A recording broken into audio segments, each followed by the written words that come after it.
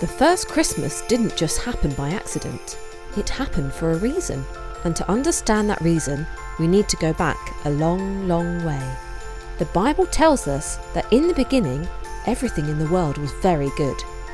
God made people to be friends with him and with each other. He put them in a beautiful garden with everything they needed. Sadly, things went wrong. The first people, Adam and Eve, decided they wanted to run their lives their own way, not God's way. They had to leave their garden paradise, and soon God seemed far away, and the world was broken without God. But God still loved everybody and was very sad about what had happened. He decided to do something about it and chose a man called Abraham. God promised Abraham that through his children, he would help to fix the world. Over many years, Abraham's descendants became the Jewish people and lived in Israel, the land that God had given them. Time passed. God's people kept getting into trouble, but God always rescued them. He sent messengers to remind them who he was and to guide them back to him. In order to protect and lead his people, God gave them kings. The greatest and best of those kings was David, from a place called Bethlehem. In time, people built a big temple where they could be closer to God. But despite the messengers, the kings and the temple, God still seemed far away. God made many promises to his people that one day a special king would come who would bring God and people back together again. The Jewish people kept waiting for a child to be born who would be the promised king. Finally, 2,000 years ago, things began to happen. The first thing that happened was that an angel appeared to an old man called Zechariah who served in the temple. The angel told him that after a lifetime of waiting, his wife Elizabeth would have a baby son. This boy would be someone special. He would be filled with God's Holy Spirit and would prepare the way for God's king. The baby was to be called John. Later in the Bible, we read how John made people ready for God's king by baptizing them in water as a sign that their sins had been washed away and their lives were clean. But the really important thing was what happened at almost the same time in a town called Nazareth. A young girl called Mary lived there, and she loved God. Mary was engaged to be married to a man called Joseph. One day, she was visited by an angel called Gabriel. "Don't be afraid, Mary. God is pleased with you," Gabriel said. "You are going to become pregnant. The boy you will have will be called Jesus, and he will be great." The name Jesus means God rescues, and rescuing is exactly what Jesus does. "People will call Jesus the Son of God," Gabriel continued, "and he will be a king like David, only with a kingdom that will never end." Mary didn't understand. "There's a problem," she said. "You need a man to produce babies, and Joseph and I aren't yet married." Gabriel replied, "That isn't a problem for God. The baby will be made through God's Holy Spirit." This tells us that Jesus was not going to be an ordinary human being like you or me, but God as well. Mary bowed her head. "I am God's servant. May your promises come true."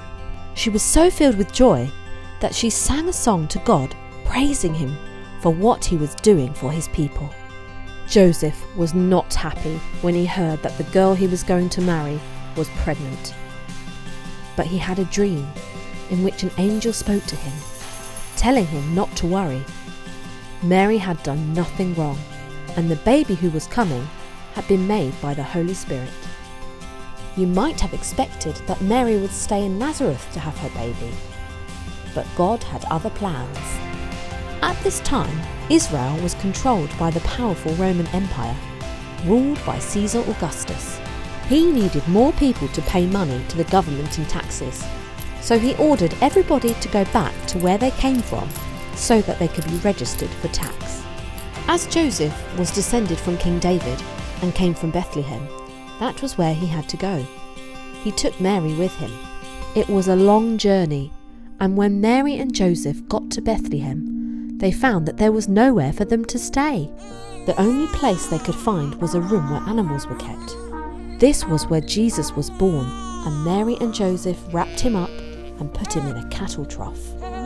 How very strange that when the king who will rule forever came to earth, he was born in such a poor little place.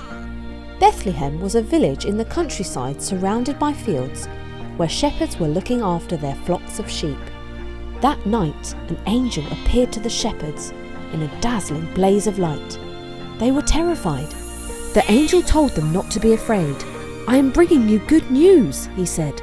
"The one who will save the world, the baby who will become a greater king than David, has been born in Bethlehem. You will find him in a cattle trough."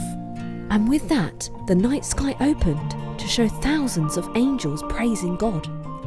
After the angels had disappeared back into heaven, the shepherds rushed off to Bethlehem to find the baby. Then they returned to their sheep, singing praises to God and telling everybody about what they had seen. The way that God told the shepherds to come to see the baby reminds us that Jesus came to earth for all of us, whether we are rich or poor. When Jesus was just a few days old, Mary and Joseph took him to the great temple in Jerusalem. To their surprise, 2 people at the temple realised who Jesus was. One was a very old man called Simeon. He told Mary and Joseph that the child would be a light to show God to the whole world. A wise woman called Anna recognised that the baby would grow up to be the king who would rescue God's people. The shepherds were not the only visitors to see Jesus. Far away to the east of Israel were some wise men who studied the stars. These wise men noticed an unusual star in the sky that showed them that a king had been born to the Jewish people. So they prepared precious gifts and began a long journey to try to find him. Now at this time, Israel wasn't just ruled by the Romans, but also a king called Herod. He was nasty and cruel. He was always worrying that someone would come to take his throne away from him. The wise men from the east went straight to King Herod's palace, expecting to find the baby there. When they explained why they had come, Herod became jealous that this baby might be God's king.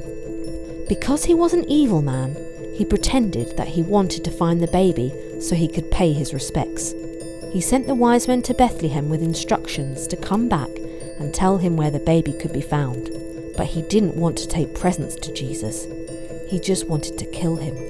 Guided by the star, the wise men found where baby Jesus was.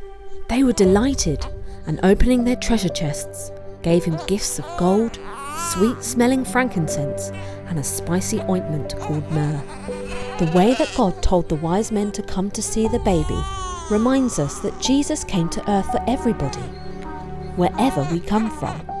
As the wise men were planning to return to their own country, God warned them not to go near Herod. So, without him noticing, they slipped quietly away. As they left, an angel came to Joseph and warned him that Herod was going to search for Jesus to kill him. Without waiting, Joseph took Mary and Jesus and left for Egypt, where they would be safe from Herod. Eventually, much to everyone's relief, King Herod died. Mary, Joseph, and the young Jesus returned to Nazareth, where Jesus grew up. But those who knew the story of his birth wondered what was going to happen to him. So that's how Jesus was born. The Bible also tells us why he was born. It says that Jesus was God with us. Remember how long ago people had turned away from God and become separated from him? Jesus was not just an ordinary baby. He was God coming to be one of us. We couldn't get back to God, so he came to be with us. Many years later, we have the Easter story when Jesus died on a cross so we could all be forgiven. And then Jesus rose from the dead and returned to heaven. Although Jesus is now in heaven, he is still God with us.